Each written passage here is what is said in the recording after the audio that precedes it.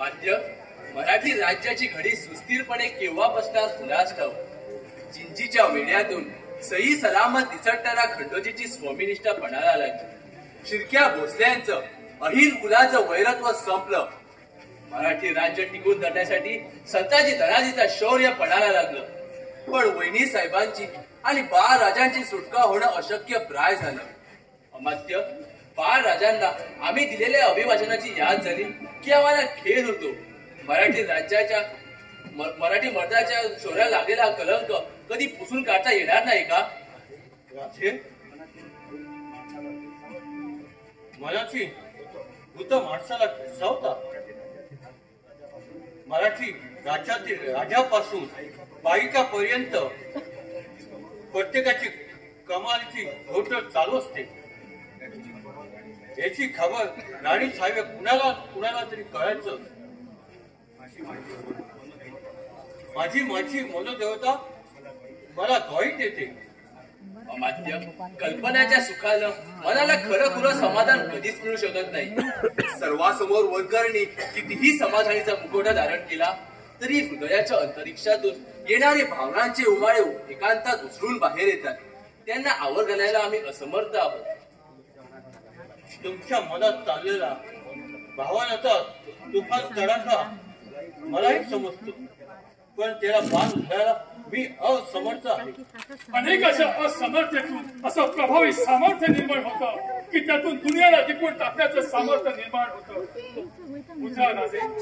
खंडोजी त्यागाचा मूर्तिमंत स्वरूप, देश सेवकाचा निसिंह रूप, स्वामी निष्ठेचं जागत जिवंत प्रतीक, या तुमच्या हातबघी त्या कम नशिबी दुर्दैव राजाला जीवाची बाजी लावून सही सलामत इथपर्यंत आणलात आणि उपकारांचं ओझं लांदून कायमचं ऋणी करून ठेवलं. खंडो, तुम्ही आणि अमात्य तुम्हा दोघांचा साथ आम्हाला लाभला नसता तर काय झालं असतं ती भवानीच जाणे. नाही राजे, भलताच मोठेपणा आम्हाला देऊ नका.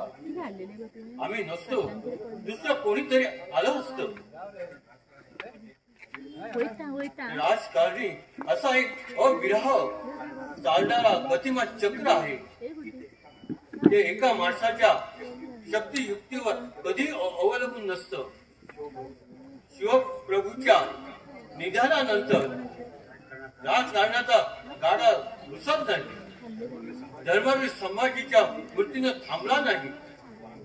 तो आमच्या विरोधात थोडा थांबेल, पण तो थांबवण्याचा कसोशीने प्रयत्न केला जात आहे. राजी, असं अचानक आगमन कसं का झालं? मराठी शाहीवर जबरदस्त प्रहार करून तिला खिळखिळी करण्याचं कारस्थान रचलं जात आहे. स्वार्थामुळे राजाचा बळीदानाचा संभव आहे. धनाजी, तुझ्या बोलण्यावर रोग आम्हाला समजत नाही. उघड काय झालं ते सांग धनाजी. मराठी राज्य सोडून मान मर्दा मोहरांच्या आशेनं फितुऱ्यांच्या मालकीत आणखी कुणाची वर्णी लागली. ते आपण नाव ऐकलं तर आपल्यालाही धक्का बसेल. सारी मराठी शाही हादरेल. धनाजी, ही अभंग मराठी शाही कोणत्याही धक्क्यानं हादरणार नाही इतकी अभेद्य आहे. आणि आमच्या बाबतीत म्हणाल तर आबासाहेबांच्या अकाली निधनाचा धक्का, दादासाहेबांच्या निर्गुण हत्येचा धक्का, वहिनी साहेब आणि बाळराजे यांचा विवाहाचा धक्का, अशी जबरदस्त धक्क्यावर धक्के बसल्यामुळे आमचं काळीच वज्राहून कठोर बनलं आहे. त्यामुळे त्याला कोणताही धक्का बसणार नाही. तेव्हा तुम्हाला कळलेली खबर निशंक मनाने निवेदन करा. आपला अत्याग्रह असला तरी पण माझी जीभ जड झाली आहे. धनाजी, जीवाची पर्वा न करता जी खबर सुनवायला तू इथं तोड केली, ती हिंमत कोणत्या दडपणाला दडपली जाते? बोला.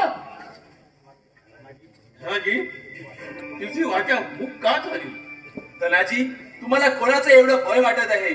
सांग, बेलाशक ती खबर आम्हाला सांग. या कारस्थानात प्रत्यक्ष अष्टप्रधानच नव्हे तर त्या सहसेनापतीचाही हात असला तर त्यालाही शासन करायला हा राजाराम मागं पुढं पाहणार नाही. राजे, आपल्या या बोलानं या चाकराच्या अंगावर मुठभर मास आलं. हा घ्या फितुराचा पुरावा.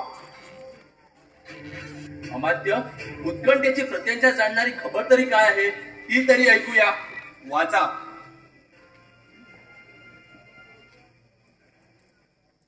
संताजी घोरपडे यास लाख लाख बार कोटीसा खत मजबूरच से लिहावे लागत आहे. आपण आमचा दाणा गोटा लुटून फस्त केला, रसद तोडली, तेव्हा आपण सांगाल त्या शर्तीवर आम्ही तह करायला राजी आहोत. तरी एक वार समक्ष मुलाखतीस अहमदनगर येथे भेटावे. आपली मार्ग प्रतीक्षा करीत आहोत. आपल्या वाटेकडे नजर लावून बसलेला आपला दास कामबक्ष. भयंकर, अति भयंकर, महाभयंकर. स्वयंप्रकाशित सूर्याला सगळ्याच ग्रहण लागलं म्हणायचं. दादाजी, हा लोखोडा कुठं मिळाला तुम्हाला? माझ्या हेराने तो मुसलमान हेराकडून शिताफीने मिळवला. माझ्या हाती लागतात मी आपला सुपूर्द केला. यात काही मोगलाचा डाव तर नाही ना? नाही नाही नाही, तसं काही दिसत नाही. शिक्का मोर्त सही शिक्क्याचा आहे. यावेळी सरसेनापती मोगलांना फितूर झालेला दिसतो. साऱ्या मराठी शाहीचा, अष्टप्रधानांचा आमचा ज्याच्यावर भरोसा, त्यात संताजीने आमचा गळा कापायचा, मराठी राज्य बुडवायचा घाट घालावा. यापरता आणखी दुसरा देव दुर्विलास कोणता असू शकेल? अमात्य, संताजीचा सरसेनापतीचा हुद्दा, मान मान्यता, किताब सारा रद्द करा आणि जिथं सापडेल तिथून गिरफ्तार करून देहार्जाची सजा फरमावा. तसंच साऱ्या मराठेशाहीत विही फिरवा आणि सरसेनापती पदाची वस्त्रे धनाजीच्या सुपूर्द करा.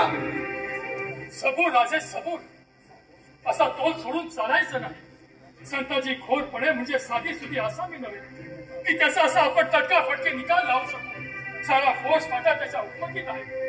शिवाय त्याच्या निश्चित देश सेवेचाही आपल्याला विचार करावा लागेल. योग्य, अगदी योग्य बोलला. यावर तोडगा? अमात्य, खंडोजी, सत्तेचा हाव माणसाला भ्रमिष्ट करून टाकते आणि ती त्याच्या कोणत्या प्रकारे अधोगती करेल ती सांगता यायचं नाही. तेव्हा आम्ही दिलेल्या हुकुमाची तातडीनं अंमलबजावणी करा. आपली आज्ञा ही सावध आहे.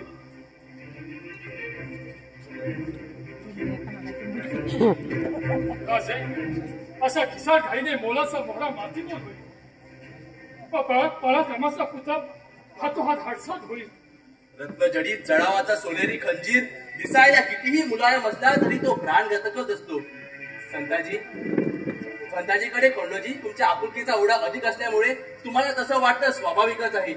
पण या महाराष्ट्रात कालचा सज्जन आजचा दुर्जन बनू शकतो. चिकटीसाने या मराठी गादीची सेवा करण्याचं अभिरावत व्रत आरंभलं आहे. आपली आज्ञा शिरसावत आहे. पण आपल्या चरणी या चाकऱ्याची एक अर्जी आहे. मला स्वतःला एक वर्ष संताईची गाठभेट घेण्याची अनुमती असावी. जरूर गाठभेट घ्या आणि तुमची शंका फेडून घ्या. संताजी निर्दोष असला तर आम्हालाही तितकाच आनंद होईल. महाराज, निघतो मी. धनाजी, या घडीपासून या मराठी शाहीचे तुम्ही एकमेव आधारस्तंभ आहात. याची जाण ठेवून जागरूक राहा.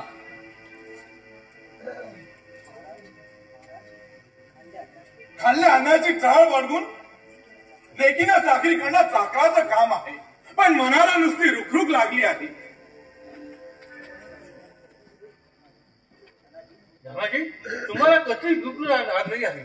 सर, सेनापतीच्या पदानं मी हे कारस्थान रचलं असं इतरांचा समज होईल. संताजीचा रोष माझ्यावर उडवेल. हे खूप पाप बोलत झालं तर. धनाजी, कुणाच्याही रागालोभाची पर्वा न करता बिनदिक्कतपणे स्वराज्याच्या सेवेला रुजू व्हा. जशी आज्ञा. चला अमात्य, चला खंडोजी.